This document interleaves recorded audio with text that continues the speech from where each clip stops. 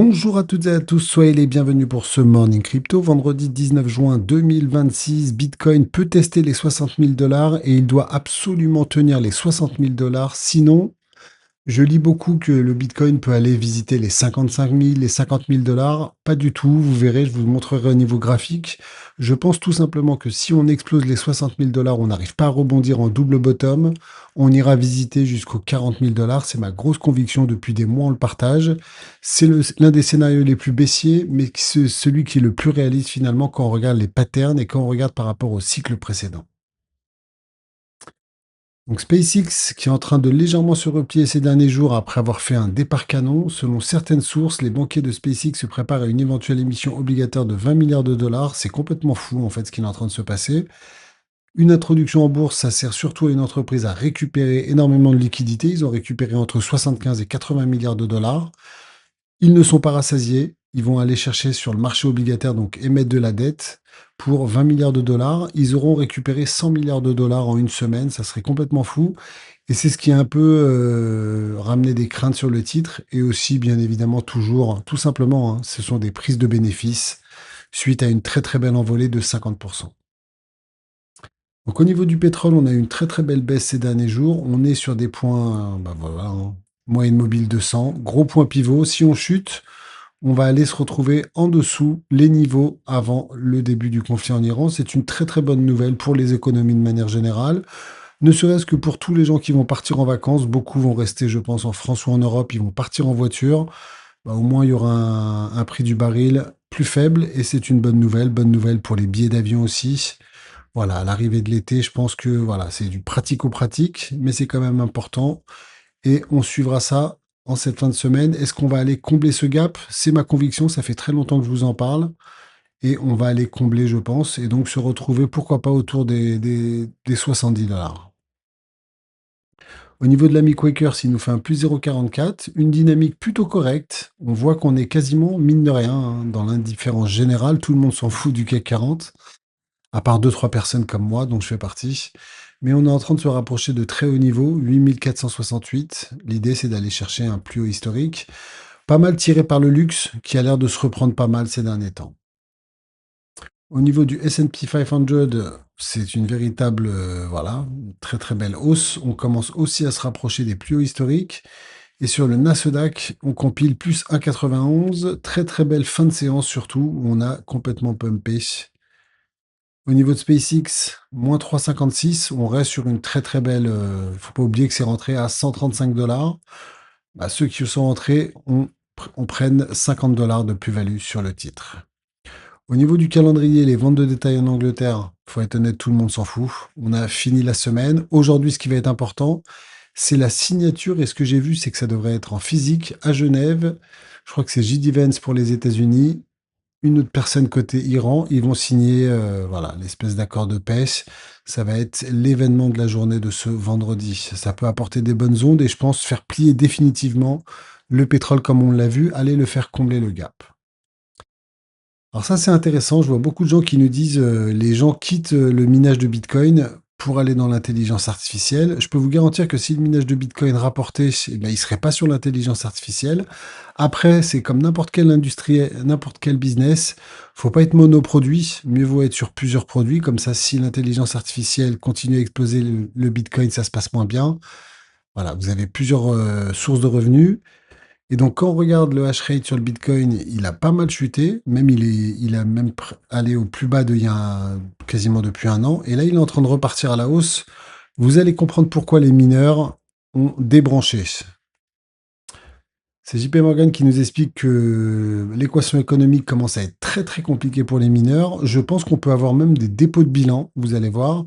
Vous avez plus de 20% des mineurs de Bitcoin qui sont en perte. Et donc, vous continuez pas à miner si vous êtes en perte. Si pour miner, vous allez voir, ça vous coûte 78 000 dollars et que le prix sur le marché est à 62 000 dollars, autant aller acheter du Bitcoin à 62 000 dollars plutôt que se casser la tête, consommer en plus de l'électricité et autres pour perdre de l'argent. Donc, c'est une équation économique qui est très simple à comprendre. Et donc, il y a des mineurs qui s'arrêtent de faire du minage. Imaginez que le coût de production est à 78 000 dollars. Ce schéma, il est hyper intéressant parce que ce qu'on est en train de vivre, c'est historique. À part si vous remontez, donc ça date de 2017, donc vous avez 10 ans de coûts de production de minage, ça c'est hyper intéressant, c'est en bleu. Vous voyez qu'à part 2018-2019 où ça a été une catastrophe pour les mineurs, le Bitcoin a explosé et ensuite s'est effondré, voilà, jusqu'au crash Covid. Mais après 2019, systématiquement, pour les mineurs, c'était une très très belle histoire. Regardez, le cours est toujours au-dessus du coût de production d'un Bitcoin. Donc là, c'était l'éclat total 2020-2021. Mais même pendant le bear market de 2022, on n'est jamais allé sous le coût de production d'un Bitcoin. Ça, c'est très important de le comprendre. Et là, on s'en est rapproché. C'était en janvier 2025. On s'en est rapproché et on s'est écroulé. Ça veut dire que depuis quasiment 6 mois, minimum 6 mois, les mineurs travaillent à perte. Et surtout, je crois que c'est historique. Oui, c'est ça, 6 mois consécutifs. This year, trading, non, 5 mois. Voilà, 5 mois de perte. Imaginez quand vous êtes dans un. Donc, il y en a qui résistent parce qu'ils ont des réserves de trésorerie. Et malheureusement, vous connaissez souvent la finalité de tout ça. Les mineurs de Bitcoin, bah, ce sont les plus grosses baleines de Bitcoin. Et bah, qu'est-ce qu'elles font? En attendant, vu qu'elles ne gagnent pas leur vie, elles sont obligées de vendre du Bitcoin. Donc ça fait un espèce d'effet boule de neige. Quand vous avez l'effet boule de neige de ce qu'on a vu hier dans le dossier spécial, n'hésitez pas à aller voir qui est sorti à 17 h sur l'impact potentiel du STRC de MicroStrategy qui est largement sous les 100 dollars. Je crois qu'il est à 86 ou 87. Vous avez les mineurs qui sont forcés de vendre, vous avez peut-être MicroStrategy qui va être forcé de vendre, vous avez les ETF qui vendent. Voilà, à un moment donné, en économie, ce qu'il faut comprendre, c'est quand vous avez tous les indicateurs au rouge, bah, peut-être faut être contrariant, comme il conclut, et c'est peut-être un signal bullish pour les plus audacieux. En tout cas, pour les mineurs, il va y avoir du grabuge. Ensuite, Ethereum, on en a beaucoup parlé, c'est très controversé. D'ailleurs, vous noterez que Vitalik, on le voit presque plus. On a presque plus de son, plus d'image de Vitalik. Et on sent qu'il y a une vraiment, comme rarement depuis, ça fait 7 ans bientôt, cet été au mois d'août, ça fera 7 ans que je suis dans le secteur. C'est un secteur usant, moi c'est un secteur qui me passionne et je suis toujours aussi chaud bouillant par rapport au secteur, même s'il y a des hauts et des bas et que c'est un secteur qui est vraiment usant. Eh ben, vous avez pas mal de personnes et là vous avez un co-directeur, imaginé, de l'Ethereum Foundation, une co-directrice, pardon, c'est une femme, qui a baissé d'un rang. Donc, elle était co-directrice, elle va descendre d'un rang au niveau de la hiérarchie. Et surtout, elle a pris une année sabbatique. Donc, on sent qu'il y a de l'usure. On a vu sur Charles Hoskinson chez ADA que voilà, il y a un peu d'usure aussi. Sur Ethereum, là, ils n'ont pas le vent en poupe, hein. Ensuite, ça c'est intéressant ce qu'on voit, c'est que c'est très rare de voir ça. C'est CryptoCamp qui l'a repéré. Les microtransactions. Après, micro, vous allez voir, c'est pas si micro que ça. Mais c'est 80% des transactions. En ce moment, ce ne sont pas les baleines qui font le marché. Est-ce que ça veut dire que les particuliers sont de retour? C'est les transactions de moins de 0,01 Bitcoin. Donc avec un Bitcoin à 60 000 dollars, ce sont des transactions à moins de 600 dollars. Un peu comme une personne, vous savez, qui fait un DCA de 500 dollars. Ça rentre complètement dans ces microtransactions. Et ça, c'est peut-être ça qui peut supporter le cours. C'est que les baleines, on l'a vu, les mineurs sont peut-être en train de vendre, les ETF sont en train de vendre. Bah, c'est peut-être les particuliers qui sont en train de revenir et qui sont en train de faire du DCA, qui ont lancé des DCA. Moi, je trouve que c'est logique de relancer un DCA dans ces périodes-là. C'est un indicateur hyper intéressant. Très souvent, on est plutôt à 40, voilà, 44% en 2023 au plus bas. Là, on est à 80%. Ensuite, The Legend, hyper liquide, toujours là, toujours en folie. On a tout le monde qui sort les plus gros superlatifs pour parler d'hyper liquide. Franchement, tout le monde est en train de devenir amoureux de ce projet-là. Je me répète, mais c'est pas grave. En février, je vous en parlais, ça valait moins de 30 dollars. Mon plus bel achat de cette année. Et je pense que ce n'est que le début. On a vu hier que Grayscale estimait le potentiel jusqu'à 170 dollars. Et on a encore pas mal d'analyses qui nous expliquent que les gens sous-évaluaient, underestimating, donc sous-estiment le potentiel parce que c'est pas qu'un exchange décentralisé. On en parle beaucoup sur cette chaîne parce que c'est important. Il le mérite. Voilà. Moi, pour moi, Hyperliquide aujourd'hui, c'est en train de ringardiser tout le monde. Eh ben, faut pas oublier que où ils gagnent le plus leur vie en ce moment, c'est sur les matières premières. Donc sur l'or, sur le pétrole, sur les prix IPO aussi. Prix IPO, c'est les quand vous avant l'introduction en bourse, on m'a posé la question. IPO, c'est introduction en bourse aux États-Unis, en American. Et donc prix IPO, c'est lancer les actifs un peu avant. C'est ce qu'a fait Hyperliquide et ils sont gavés en milliards avec SpaceX.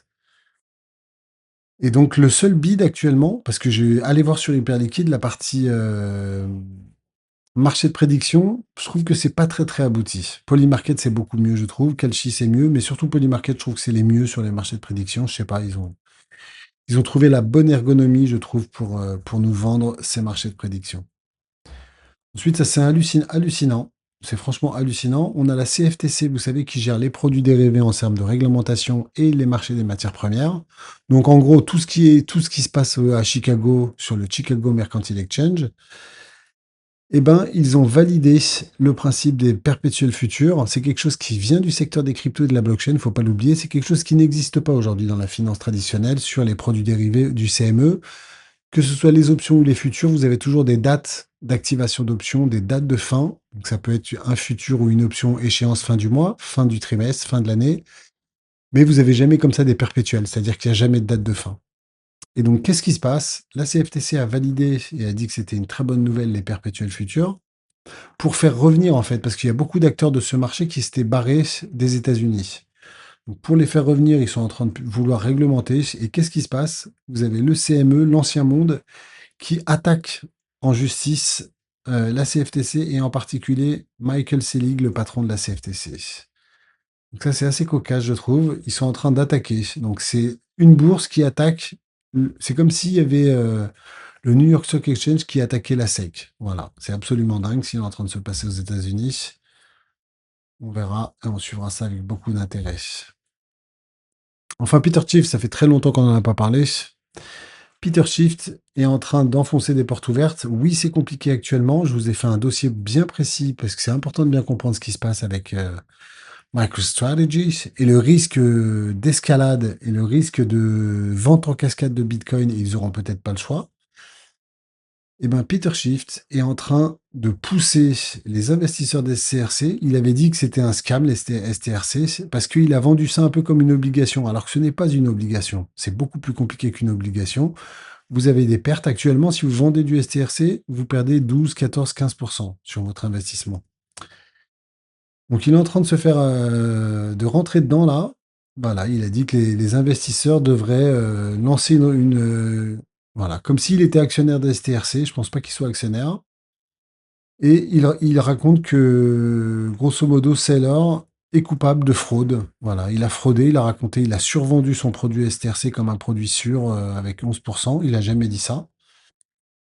Mais Peter Schiff en profite pour lui envoyer la tête sous l'eau. Donc au niveau des marchés, c'est très très morose.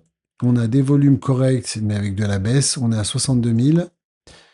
Alors pourquoi je vous dis que le marché, pour moi, il fera pas de demi-mesure? Historiquement, sur le Bitcoin, on est toujours allé visiter les 78,6. Donc l'argument qui fait que potentiellement on va s'arrêter au 0,618, il faut le savoir aussi, c'est que c'est la première fois depuis 2024 qu'on a tous les institutionnels. On a les ETF, on a BlackRock, on a toutes les grosses banques du monde. J'allais dire du monde, mais oui, du monde, elles sont toutes américaines, les plus grosses. Elles sont toutes sur le Bitcoin. Et donc, ce qui fait que le fait qu'il y ait les institutionnels fait que peut-être on s'arrêtera à 0,618. Donc, il va falloir juste le prouver parce que 61,8 pour l'instant, ça tient, c'est du coût humain.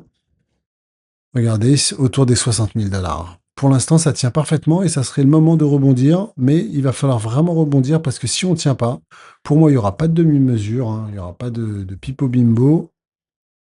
On va aller visiter les fameux 0,78,6. Et ça, faut bien l'avoir en tête, c'est important. Pourquoi on parle de ce principe-là? Prenez le précédent cycle et vous allez voir comme c'est précis. Voilà. On est allé visiter les 78,6. Les fameux 15 000 dollars, c'était 78,6. Voilà pourquoi je pense que si on ne tient pas les 60 000 dollars, on ira voir beaucoup plus bas. Et j'espère que ça se fera rapidement. Je déteste quand ça tergiverse. Et en plus, regardez, on est sur la MM200. Voilà. Donc là, ça serait propre aussi de rebondir sur ce niveau-là des 60 000 dollars parce qu'en plus, on tiendrait, contrairement au précédent cycle d'ailleurs, hein, on tiendrait la MM200 en weekly. Et après, moi, je regarde le verre à moitié plein. C'est que si on explose la MM200, on explose et on se dirige vers les 40 000 dollars. Ça sera une occasion en or. Je sais que ça fera mal parce que tout ce qu'on a aujourd'hui d'investi, bah, ça va prendre cher. Mais je vois plus loin et je me dis que ça serait une opportunité énorme de renforcer massivement du Bitcoin. Donc le Bitcoin, ça a l'air téléphoné, qui veut y aller, mais il faut se méfier des évidences. Pareil, dans le précédent cycle, on a fait 78,6 sur Fibonacci, mais moi je suis désolé, au précédent cycle, si je comparais, et c'est ce qu'on a fait, avec le cycle d'avant c'était la fête au village, sur toutes les altcoins, n'importe quel nanar, on investissait sur n'importe quoi, ça faisait x20, x30, x50, x100. Dans le cycle précédent, bah, je me basais sur le cycle de 2020-2021, honnêtement. Et on s'est tapé des rien du tout, le vent du Nord. Donc maintenant, il faut se méfier de oui, dans le cycle d'avant, on a fait ça. Et donc, voilà, j'essaie de me faire l'avocat du diable aussi pour être équilibré dans mon analyse. Et c'est pour ça qu'il n'y a pas d'évidence. Il y a des gens qui vont vous dire ça y est, on va à zéro même. Mais en tout cas, effectivement, ça a l'air dessiné, hein. On chute, on fait semblant de remonter et on se casse les gencives. Franchement, si on se casse, j'espère qu'on se casse là très rapidement avant ce week-end. On explose les 60 000 et là, on verra le moment de vérité. En tous les cas, si on casse les 60 000, je donne de conseils à personne, mais moi, ça sera le moment pour réaccumuler encore du Bitcoin. Ethereum, en ce moment, ça m'intéresse pas du tout. Voilà, on verra si ça se rapproche des 1000 $. Symboliquement, ça sera important.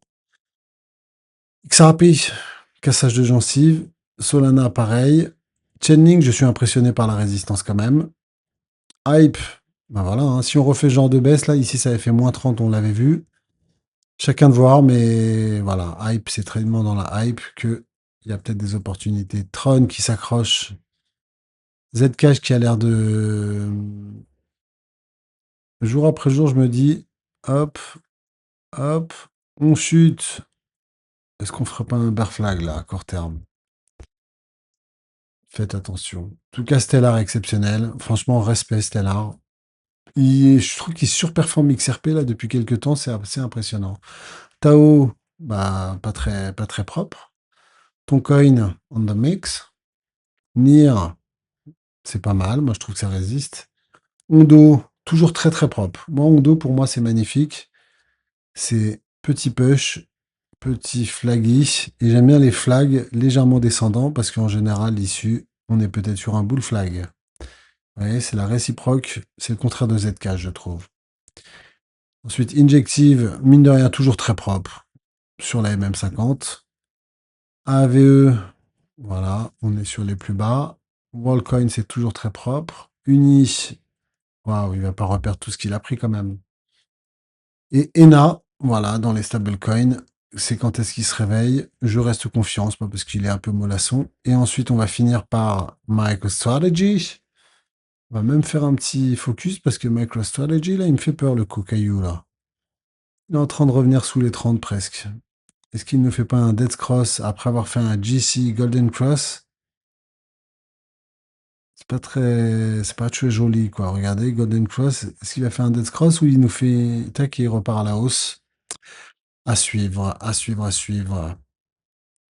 Et donc, ce sera tout pour moi. En tous les cas, n'hésitez pas pour ceux que ça intéresse. On a reçu notre premier coaché, donc CPT Coaching. C'est une nouvelle offre sur Patreon. C'est la toute dernière. Vous allez complètement à droite. On a reçu notre tout premier coaché. Ça s'est très, très bien passé hier. On a fait le premier entretien de qualification. C'est très, très important avant de commencer à travailler pour bien connaître la personne. Merci beaucoup. Je ne vais pas donner son nom parce que, à part si lui veut se nommer, mais merci beaucoup à lui. C'est le tout premier. Et pour vous dire que les places vont arriver au compte-gouttes, on a ouvert une place. Voilà. Donc on va vraiment prendre les étudiants tranquillement. On va en prendre très peu. Je pense une petite dizaine. Ça serait une cible intéressante. Mais pour l'instant, on a un seul coaché et on a ouvert une deuxième place. N'hésitez pas. Sinon, pour ceux que ça intéresse, vous avez toujours l'accès à la CPT Université. Tout l'été, on sera présent. Et comme je vous l'ai dit, moi, pour moi, sur le Bitcoin, il y a des très, très belles choses à aller chercher dans les 6 prochains mois. Et on présentera pas mal de projets cet été. Je vous souhaite une bonne journée. Si ça vous a plu, n'hésitez pas. Merci beaucoup pour les petits likes, petits commentaires qui fait toujours son effet bœuf. Je vous souhaite une bonne journée, un bon week-end. Ciao à toutes. Dans cette période compliquée de bear market, vous noterez qu'il y a énormément de projets, on n'en parle plus du tout, il n'y a absolument aucune actualité, aucune évolution majeure, on en parle de moins en moins, vous noterez. S'il y a bien un projet qui continue à build, c'est le projet fondamental aujourd'hui dans le monde francophone, c'est la CPT Université. Vous avez 8 modules principaux, il y en a pour tous les goûts, des connaissances fondamentales, de l'économie et de la finance, blockchain technologie, Bitcoin et l'histoire des cryptos. Un module complet sur absolument tout ce qu'il faut connaître en analyse graphique, zéro bullshit, que du très très solide, vraiment les gros indicateurs à connaître. Module 6 aussi, il m'est très très cher, c'est l'entrepreneuriat. Il n'a jamais été aussi simple d'entreprendre, quel que soit ce qu'en disent certains, même en France aujourd'hui.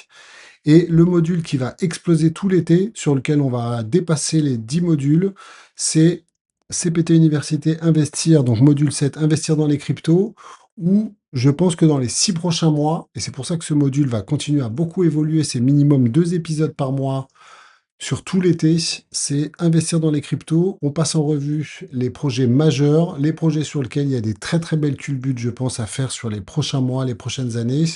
Et surtout, vous le savez, ma grosse conviction, c'est que dans les 6 prochains mois, un peu comme le second semestre 2022, il y aura des très très belles opportunités d'investissement. Et donc, je le rappelle, si vous voulez soutenir cette chaîne, la meilleure façon de soutenir cette chaîne, bah, vous prenez un abonnement à la CPT Gang VIP. Ça vous permet d'accéder toutes les semaines à minimum 2 vidéos exclusives. Toutes les semaines, on est les seuls à faire ça. Le joker de la semaine et un suivi hebdomadaire d'absolument tout ce que je fais en bourse. Moi, en bourse, je gagne ma vie, je gagne un salaire mensuel grâce à la bourse en investissant uniquement sur des très très grosses valeurs à haut dividende. Et si vous voulez participer à la CPT Université, vous avez la promo 1, la promo 2, la promo 3. C'est exactement le même contenu, sauf que les places sont limitées. Et je vous l'ai dit, dans les prochains mois, à un moment donné, je vais arrêter les inscriptions à la CPT Université. Vous pourrez uniquement accéder à l'ensemble de ces modules. Je ferai un gros pack de formation. Vous aurez minimum 50 heures de formation. Et le prix va être entre 700 et 1000 euros. Il ne sera plus possible à un moment donné de vous abonner à la CPT Université. Merci beaucoup pour vos soutiens. Je ferme cette petite parenthèse.